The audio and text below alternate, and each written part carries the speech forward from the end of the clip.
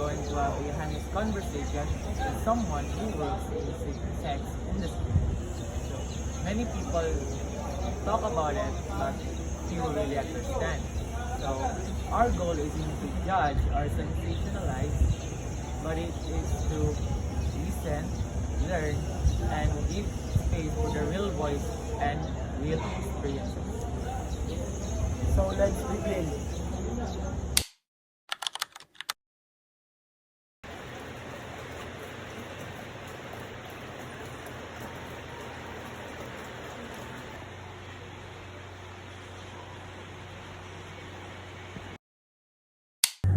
So, salamat kay ni sugot ka na mag-take part sa mong interview.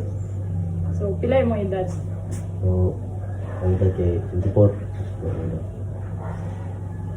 Unsa na padugay nimo ni ginahimo na trabaho? So, kanina trabaho, mga wala pa ko na gano'n. Mag 7 months pa ko na trabaho niya. Ito 7 months. Order mo 7 months.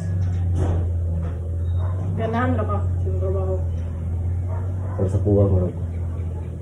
Naroon na sa mood kung gusto ba na ko.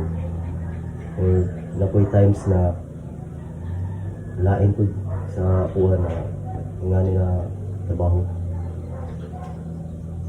Unsay nagtulak sa imo para buhaton ni na trabaho? Ang una yun na reason ano kay sa kailangan yung kwarta, tulad kwarta yun nga para po sa para po sa kuha nga po doon kay para po sa akong pamilya para sustensahan po kamay Ano, pila di mo kamay isuon? tulog nga ako'y pinakamagulang. So, unsa pod mga client nimo usually? So usually no kay ang mga ang pinaka dagkan dito mga budget nga bayad Sorry. nga ang usahay mga mga 40s na babae pero gamay ra pud ang mga babae pud na mo sa kuha. Pero kuan pod gani dili ra pod like everyday na ay sa client or Murag anak ko pero sa isa ka gabi kung napay isa duwa na.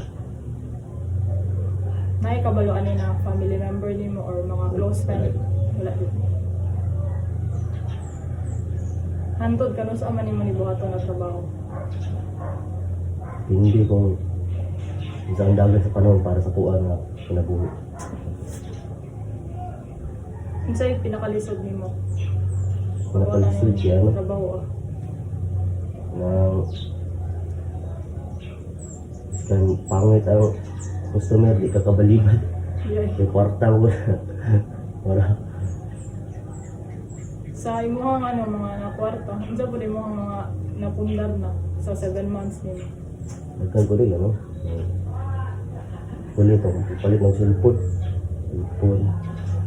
gano'n ako sa vision ako nga magamit sa balay nga dagat mo ito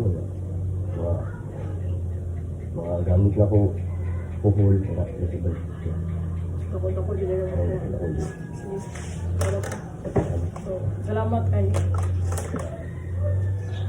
Confidential lang mo imong name. Thank you.